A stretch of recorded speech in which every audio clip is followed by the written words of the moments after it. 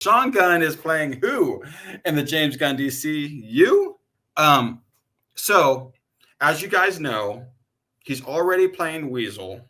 He's playing G.I. Robot. Both of those people he's playing in Creature Commandos. But those are not his likeness. There are grunts as Weasel and probably a robotic voice as a G.I. Robot. Mm-hmm. He has an actual role now, like he had in Guardians. Can you guess who he's playing? Not zero clue. That man's versatile. Sean Gunn, and people are up in arms about this, is playing Maxwell Lord. And what's everyone's problem with this? I personally don't see a problem yet, but people's problem is they're comparing what he's done in Guardians to what they think he could accomplish in DC. So they're comparing him to like Kragan and like his motion worth the rocket. Like they're not seeing Maxwell Lord's supposed to be this cunning, shady like businessman. Besides the typecasting argument, what else is anybody saying anything else? No, they're just like Shut the hell up, people. They're screaming nepotism is what they're screaming. What they're screaming is, we see a funny man and we need to make him keep it a funny man. No. So if you keep putting people in a box, we're not going to get anything else out of them, guys. So you're okay with this? Do I think he can handle it? Absolutely. Absolutely. But I don't. If people literally,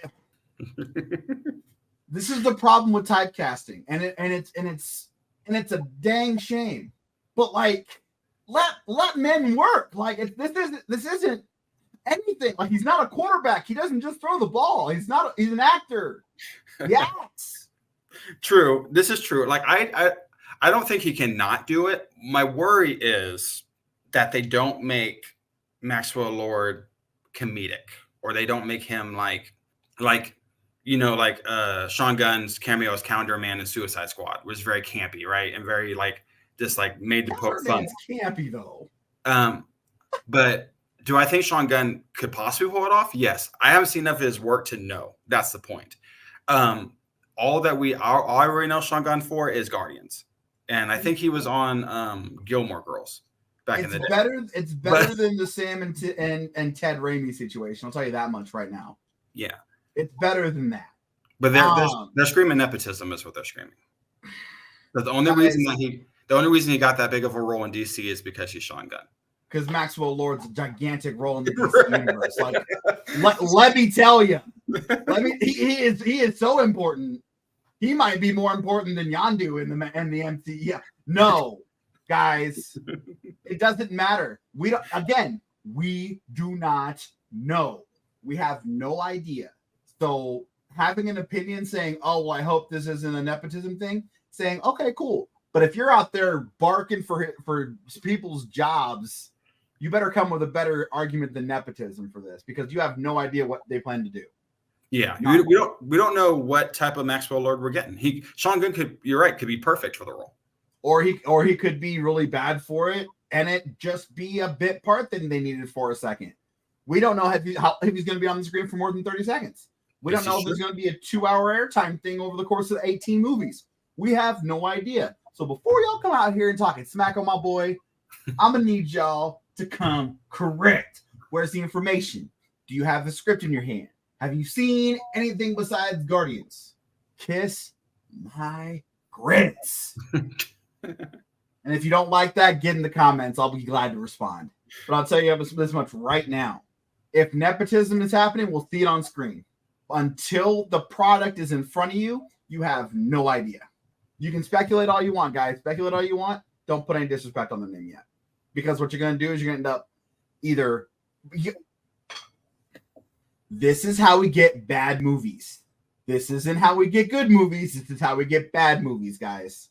When you go in and question everything and say, we're going to boycott. I bet you there's probably at least 15 signatures on that. We're going to boycott the DCU because Sean Gunn's Maxwell Lord because of nepotism. I guarantee there's something.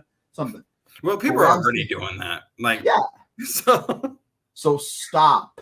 Let them cook. And if it comes out raw, if it comes out unseasoned, If it comes out perfect, we can eviscerate this man for it. And that's okay. But if you're literally just going on, oh, well, he can't do it. You don't know. You speculate all you want. You want to be wrong? Go ahead. Be wrong. We speculate on this show all the time, but we use facts and situations. Go ahead. I say you bring up a very good point. The fact that, we don't know if Maxwell Lord is a huge part. We're just going by comics, right? So we don't know if in James Gunn's universe, in the comics, Maxwell Lord's not a huge part. Never, don't get me wrong. But if you look at like Golden Age, like he is a member of the Justice Society of America. He is so.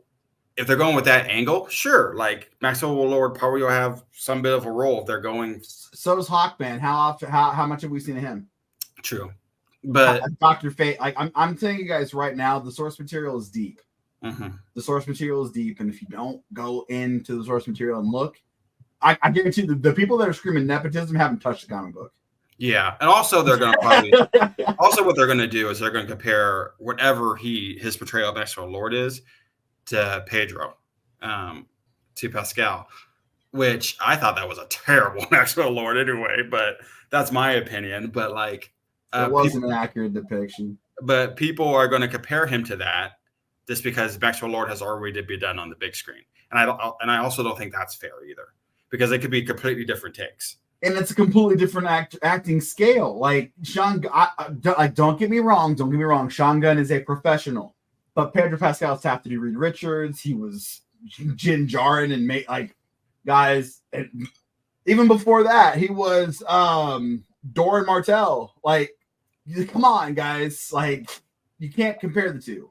You cannot compare the two, even though they were both in freaking Game of Thrones. I need you guys to understand that if we talk now and just use typecasting we don't get Patch Adams, guys. Sure. We don't get Patch Adams. We don't get life. We don't get life because Eddie Murphy played cops in he played cops. If you guys look at before, no, and Martin Lawrence wouldn't ever left his department.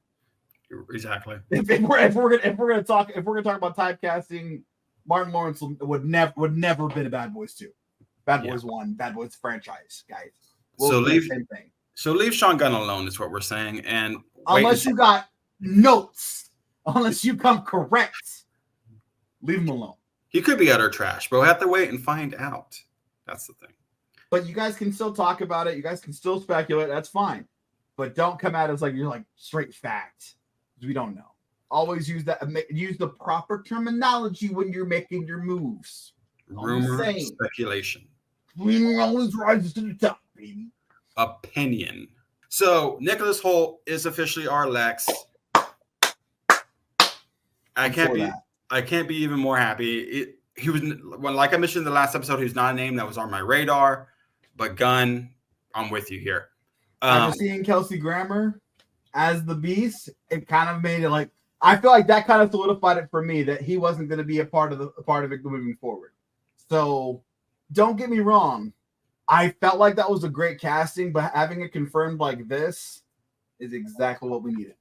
And he left little to no imagination that Lex is our Lex because he posted a picture with him and Nicholas Hoult at DC Studios and said, I just got done having dinner with this man, and we talked about him being Lex.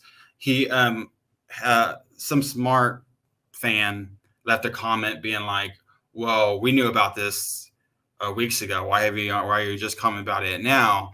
And Gunn clarified, well, it wasn't true weeks ago. We were in talks. And what did we say last podcast? That's probably what was happening. The ink was not dry, people. So it's official now, so he can speak on it. He didn't want to speak on it then because something may have fell through and we could have got a Skarsgård. Some kind of conditions need to be met, making sure the schedule was what it was, what the role entailed. Heck, I bet you there was probably even some script reading in that meeting. So make sure you guys understand these people are in full control of their careers between their agents and everything else. That anytime we get a leak, it's probably someone over by the water cooler going, "Hey, I think I heard Mr. Gunn say this." and it's never going to be confirmed until that ink is dry. So make sure you guys follow along with us. If you guys want the real news, the way it's supposed to be done, we'll give you the rumor, but I'll tell you it's a rumor, not walk around as fact. Adrian will sit there and talk about everything under the sun, but he will make sure to give you percent truth or how actual real it is. We told you guys, this was speculation. We now have confirmation from the man himself. And if anything has shown you anything, if anything in the world has shown you what's real and what's not real, it's James Gunn, bro. He doesn't sit there and play in the realm of rumors. He likes to create the rumor mill. I know he loves having his name out there. I know he loves it, but he also loves coming correct. James, don't get me wrong. The man has got a lot of work to do, and he's got a lot to prove. Yes. But the man sits there in truth. He doesn't play games. Like, sure, he's funny, and sure, he likes to be a smart, whatever. The man deals in reality as much as he deals in fantasy. So kudos for him. This is what I wanted from James Gunn. And I called him out. Like, this is back in CM days. Like, I called him out. I wasn't sure. He's making strides to make not just the casual DC fan, but also the diehards like Agent over there very happy on how he's dealing with things. So if he continues to do this, it's amazing. Like, this isn't just about his castings, guys. This is the man's coming correct on how to make a movie. Mm-hmm. Like, you got to respect it. Love him or hate him, you got to respect it. One thing, James Gunn. James Gunn. Game, recognize game. We see you, Gunn. We see you. Gotcha. So one thing Gunn has mentioned that he's getting a lot of flack for is he's like, the fact that a lot of people are like, is this even a Superman movie anymore? Because people are seeing like all these like, Hot Girl's going to be in it, and Guy Gardner's going to be in it, Mr. Terrific's going to be in it, Muffro is going to be in it, and some other people we're about to announce are going to be in it, and he's like, there's people don't share the same energy with like movies like Oppenheimer, which I think Gunn made a good point. He brought up Oppenheimer. He's like, if you look at Oppenheimer's cast list and how many people are in that movie speaking roles, people don't go, oh, that movie wasn't about Oppenheimer because all these people were in it. Like, he's like, it's the same thing with Superman Legacy. He's like, I can promise you Superman Legacy has, Gunn said Superman Legacy has a shorter cast list than Oppenheimer did, but you don't share, you're going to be not sharing that same energy. And I prod Gunn for bringing that up because it's true. You can have other superheroes in a Superman movie and it still be a Superman movie. Hey, what was that movie called that had, Hawkman and Dr. Fate and I can't remember what was that movie called again? Black Adam? Oh, I'm sorry. Yeah. I thought it was called Dwayne Johnson's Folly. Anyway, no, you're 100% right on cue because don't even get me started, man. That is everyone talking about us having crappy takes. That's a shitty take right there. Like, it upsets me how like uppity comic book movie fans are, and the trash they'll eat until they get this. You know what I mean? And then when they see it, and literally a gift horse, James Gunn hasn't pulled any punches yet. He hasn't dropped the movie yet, technically, but like, he's not pulled any punches yet. There's no like, what the heck were you thinking, man, moments right now at all. We're about to find out how you feel about this next story. Hold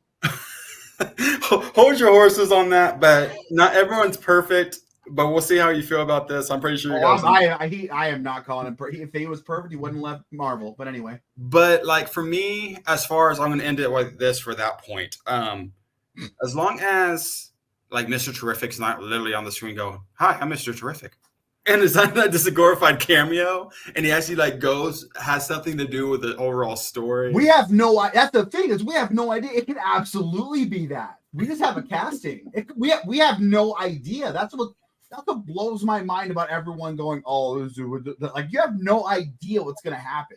Just because someone's cast means nothing. Sacha Baron Cohen is cast as, I mean, we speculate that he's Mephisto, but that's a rumor, and we call it that. people out here going, oh, well, all these people are out. It must not be a Superman movie. Jump in a lake. Take a shower. Touch grass. Get away from the computer monitor and or projector screen. Yes. Because you're fried, my guy. We have no idea. Not one iota, no script leaks, nothing. We have casting. Mm-hmm. And castings that could very well just be cameos and say, hey, these people are going to be in the next movie as these people. Just so we have an anticipation factor. Shut up. Yeah. he said his DC is a lived-in DC. He said that from the get, this is a world where superheroes have exist and do exist and have existed for a while. So he's done told you that a lot of these characters is probably the first time we're seeing on screen. But as far as the universe goes, people are aware of these people. So like, just think about it that way.